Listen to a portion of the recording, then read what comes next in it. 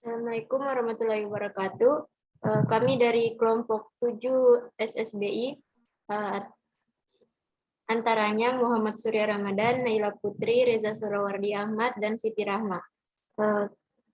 Di sini kami akan membahas mengenai konflik sosial, disintegrasi, dan integrasi nasional.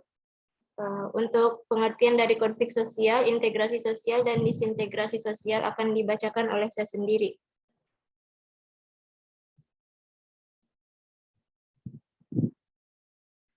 Konflik sosial adalah suatu proses sosial yang terjadi antara dua pihak atau lebih, di mana salah satu pihak berupaya untuk menyingkirkan pihak lainnya dengan cara menghancurkan atau membuatnya tak berdaya. Pada umumnya, konflik terjadi karena adanya perbedaan pendapat, ideologi, budaya, dan lainnya di masyarakat yang kemudian menimbulkan masalah dan belum ditemukan kesepakatan dalam menyelesaikan masalah tersebut. Hampir di setiap lapisan masyarakat bisa terjadi konflik, baik dalam skala kecil maupun skala besar. Konflik berskala kecil misalnya pertengkaran antar saudara di suatu keluarga, sedangkan konflik berskala besar misalnya tawuran antar kampung. Pengertian dari integrasi yaitu integrasi diambil dari bahasa Inggris, integration, yang memiliki arti atau bermakna keseluruhan, kesempurnaan atau sempurna. Integrasi sosial adalah suatu proses bagaimana menyatukan unsur-unsur sosial untuk menjadi satu kesatuan yang utuh dan dapat diterima dengan baik dan layak.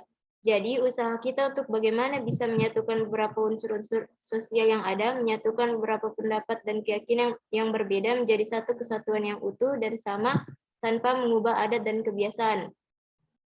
Disintegrasi sosial merupakan suatu bentuk perpecahan yang ada dalam kelompok sosial. Kelompok sosial yang kita pahami di sini mencakup beragam level, dari yang tingkatnya global sampai keluarga atau kekerabatan. Disintegrasi merupakan kebalikan dari integrasi. Jika integrasi bermakna penyatuan, maka disintegrasi merupakan keterpisahan. Dalam konteks organisasi atau kelompok bisa kita pahami sebagai perpecahan. Untuk pembaca selanjutnya mengenai faktor penyebab konflik sosial akan dibacakan oleh Muhammad Surya Ramadan. Waktu dan tempat saya persilahkan. Baik, terima kasih kesempatannya yang diberikan oleh moderator. Baik, jadi apa sih yang menjadi faktor penyebab dari konflik sosial? Nah, ada 3 yang menjadi faktor penyebab konflik sosial. Yang pertama itu satu, perbedaan individu. Setiap manusia memiliki perbedaan manusia lain, baik dari segi fisik maupun segi sosial, perbedaan budaya, ras, hingga sifat yang dapat. Sebab dalam menjalani kehidupan sosial, seorang tidak selalu sejalan dengan sekelompoknya, maka terjadilah konflik. Yang kedua itu adalah perbedaan latar belakang kebudayaan. Latar belakang budaya seharusnya tidak menjadi penyebab terjadinya perpecahan dalam suatu kelompok. Namun, di dalam kelompok sosial masyarakat, hal ini wajar terjadi.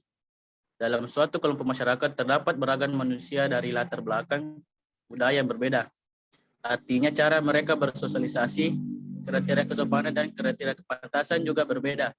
Hal ini yang biasanya dapat mendatangkan konflik. Karena itu tidak diikuti rasa toleransi. Yang ketiga, perbedaan kepentingan. Dalam kehidupan sosial, setiap orang dan kelompok memiliki kepentingan yang berbeda-beda. Perbedaan kepentingan ini dapat menimbulkan bentrokan, misalnya di bidang ekonomi, politik, dan lain sebagainya. Secara pribadi, manusia sudah memiliki kebutuhan dan kepentingan yang berbeda. Namun dalam waktu yang bersamaan terdapat pola kelompok yang memiliki kepentingan tertentu. Oleh karena itu, perbedaan kepentingan ini bisa mendatangkan konflik meskipun sedang melakukan hal yang sama. Cukup. Mungkin itu yang bisa saya sampaikan. Saya kembalikan ke moderator.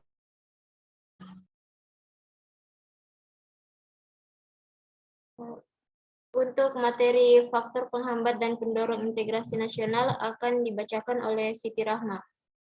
Pada Siti Rahma saya persilahkan.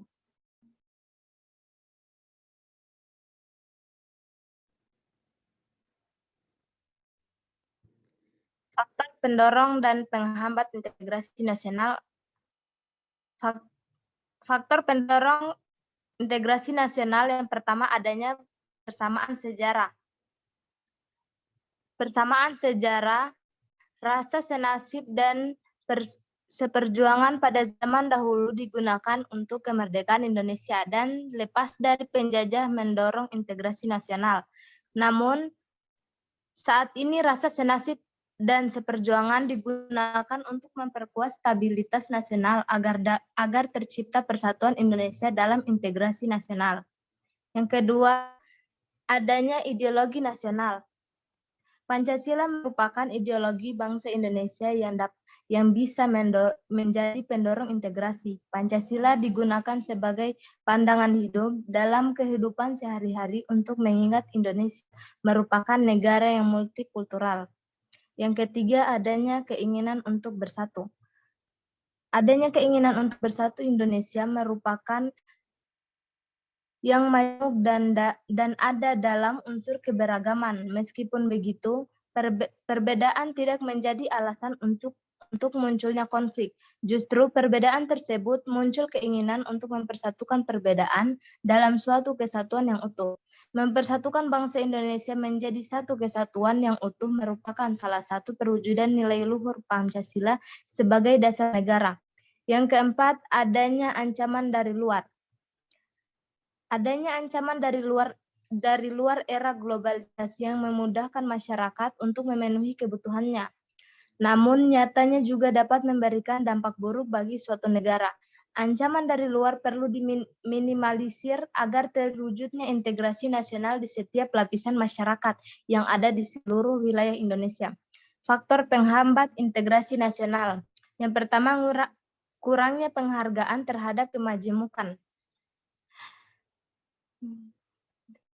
Kurangnya penghargaan terhadap kemajemukan budaya Indonesia sangatlah majemuk. Namun kemajemukan dalam sektor budaya ini terkadang kurang dihargai oleh sekelompok masyarakat. Hal ini menyebabkan kebudayaan tersebut menjadi terkikis secara perlahan-lahan. Yang kedua, kurangnya toleransi antar sesama golongan. Kurangnya toleransi antar sesama golongan konflik sosial merupakan salah satu hal yang perlu dihindari karena dapat mengurangi rasa persatuan dan kesatuan bangsa. Konflik sosial sendiri dapat muncul karena kurangnya toleransi. Minimnya toleransi akhirnya membuat negara menjadi hancur dan integrasi nasional tidak terwujud. Yang ketiga, kurangnya kesadaran dalam diri masing-masing rakyat Indonesia. Kurangnya kesadaran dalam diri masing-masing rakyat Indonesia, globalisasi memicu munculnya sikap individualis dan tidak memperdulikan kondisi serta situasi yang ada di sekitarnya.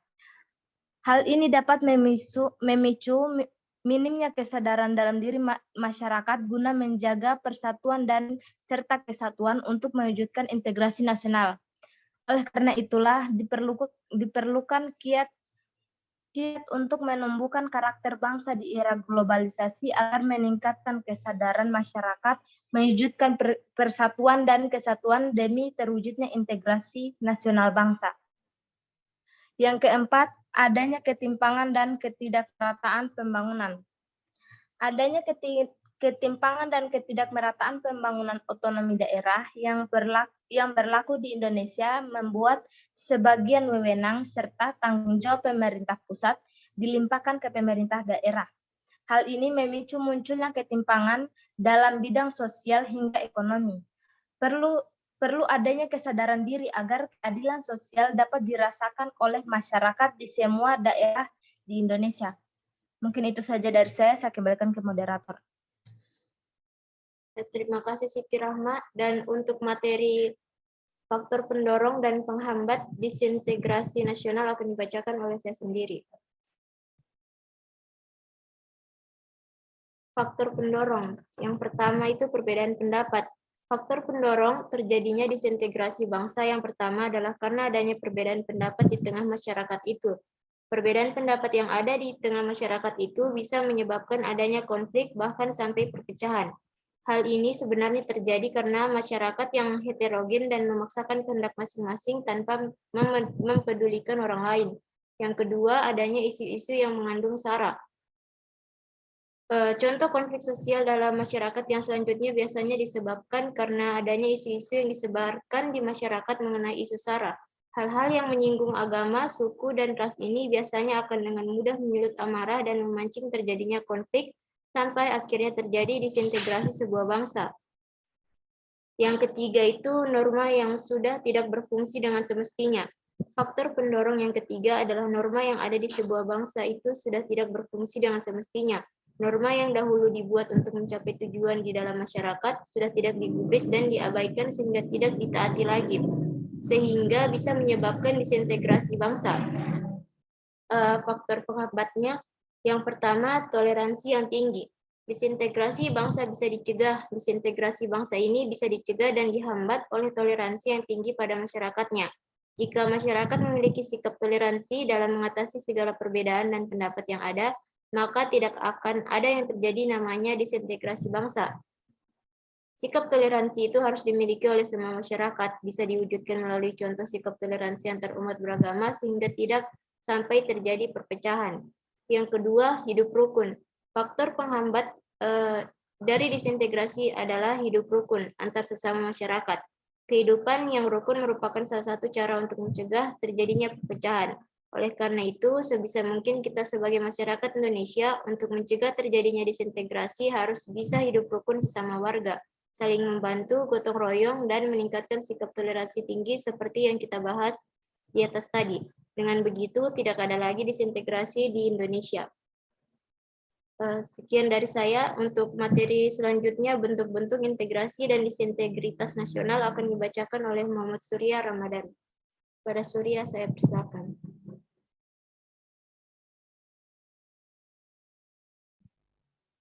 Baik, terima kasih atas kesempatan yang diberikannya.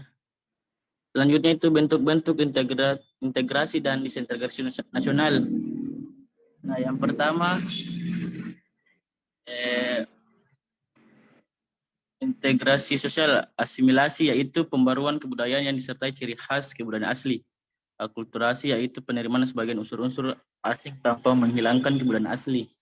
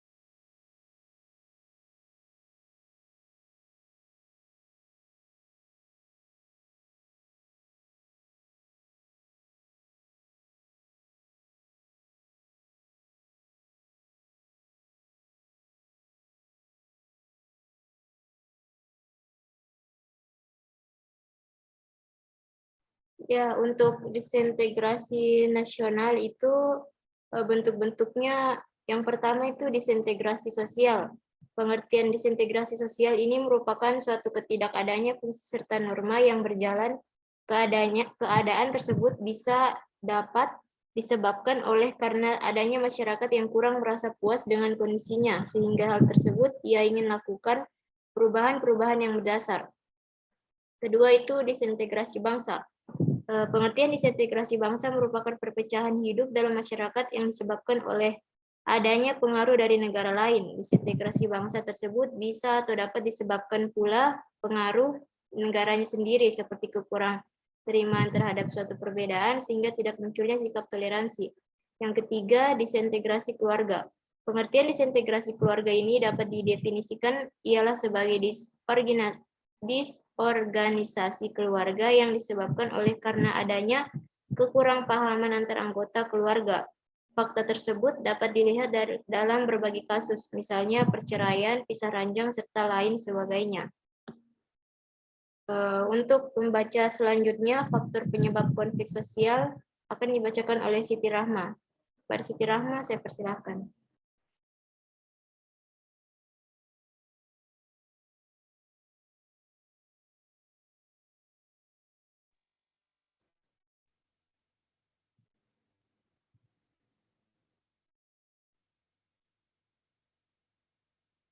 Penyebab, akibat, dan cara mengatasi konflik sosial. Penyebab konflik sosial yang pertama, perbedaan individu. Setiap manusia memiliki perbedaan dengan manusia yang lain, baik dari segi fisik maupun segi sosial. Ada beragam perbedaan yang memengaruhi kehidupan sosial, misalnya perbedaan budaya, ras, hingga sifat. Selain itu, ada juga perbedaan pendirian atau pendapat yang dapat memicu terjadinya konflik. Sebab dalam menjalani kehidupan sosial, seseorang tidak selalu sejalan dengan kelompoknya, maka terjadilah konflik. Yang kedua, perbedaan latar belakang kebudayaan. Latar belakang kebudayaan seharusnya tidak menjadi penyebab terjadinya perpecahan dalam suatu kelompok. Namun, di dalam kehidupan sosial masyarakat, hal ini wajar terjadi. Dalam suatu kelompok masyarakat, terdapat beragam manusia dari latar belakang budaya yang berbeda.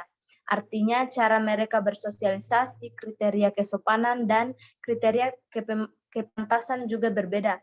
Hal inilah yang biasanya dapat mendatangkan konflik karena tidak diikuti rasa toleransi. Yang ketiga, perbedaan kepentingan. Dalam kehidupan sosial, setiap orang dan kelompok memiliki kepentingan yang berbeda-beda. Perbedaan kepentingan ini dapat menimbulkan bentrokan, misalnya di bidang ekonomi, politik, dan lain sebagainya. Secara pribadi, manusia memiliki kebutuhan dan kepentingan yang berbeda. Namun, dalam waktu yang bersamaan, terdapat pula kelompok yang memiliki kepentingan tertentu. Oleh karena itu, perbedaan kepentingan ini bisa mendatangkan konflik meskipun sedang melakukan hal yang sama. Akibat konflik sosial yang pertama, meningkatnya solidaritas sesama kelompok.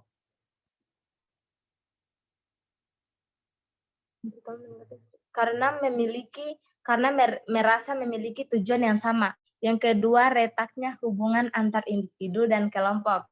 Karena terjadi konflik di dalam kelompok. Yang ketiga, terjadinya perubahan kepribadian. Karena terjadinya perubahan kepribadian karena saling mempertahankan pendiriannya masing-masing. Yang keempat, rusaknya harta benda hingga membahayakan manusia yang lain. Rusaknya harta benda hingga membahayakan manusia yang lain karena konflik terjadi dengan cara yang anarkis. Cara menangani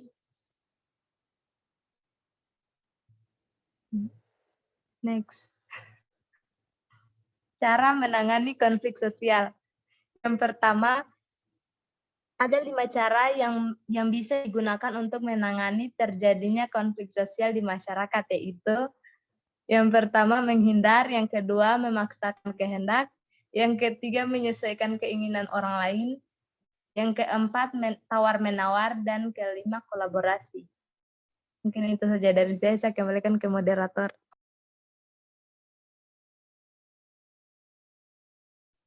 Ya, terima kasih untuk Siti Rahma. Dan untuk selanjutnya itu akan ada sesi tanya jawab. Ya.